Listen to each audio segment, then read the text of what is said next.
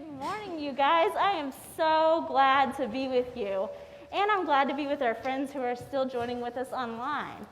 It is so good to see your smiling faces, even if we wear masks today. Can you see what I brought with me today? I'm just excited to talk to you. What is this thing? A blanket, and more specifically, somebody said a quilt. You're exactly right. This week, I was thinking about how the Bible is a little bit like a quilt, and I know that sounds strange, so hear me out.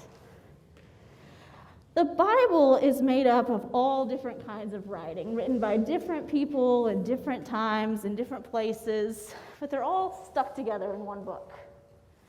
And a quilt is made out of lots of different kinds of fabric, and it could have been made in lots of different places, but it's all sewn together in one thing.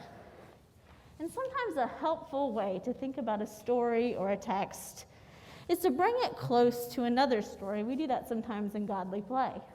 We bring one story close to another and see what's important about them. And I can do that with my quilt too. I can take one piece of fabric here and one piece of fabric here, and I can fold my quilt in different ways. And depending on what I do, I might see different things. So I might bring a story from the Old Testament together with a story from the New Testament together with a poem. And they might all put together help me think about something in a new way. Something the people of God have been doing for a long, long time.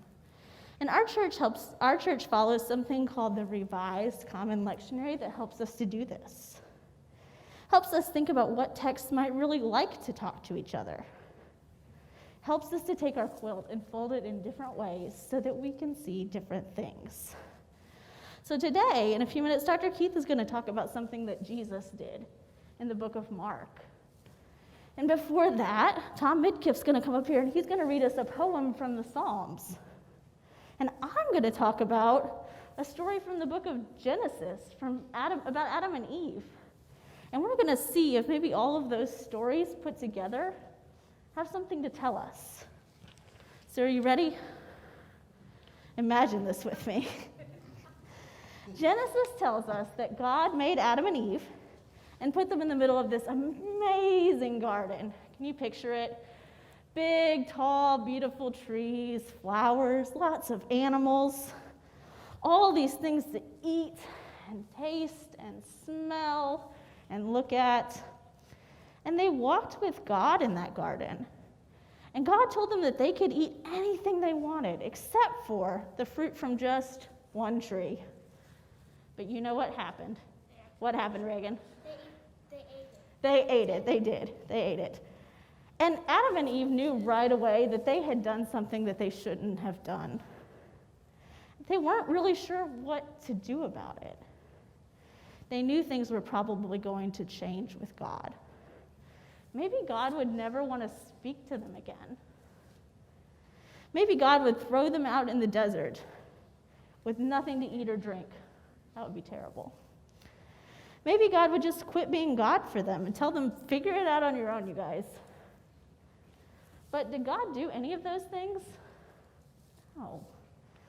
God came back in the garden and talked to Adam and Eve. They couldn't stay right there in the garden anymore. But God made them clothes, and God gave them a place to live and a pattern for living. And God kept coming close to them, inviting them to come close to God, because that's what God does. God keeps showing up and loving us, no matter what happens. So as you listen to these other stories in worship today, I wonder if you'll notice any other places where God shows up. Watch for that today. I wonder what else might be important about today's stories. Would you pray with me? God, thank you for always coming close to us, no matter what. Help us to watch for the ways your love shows up in our lives. Amen.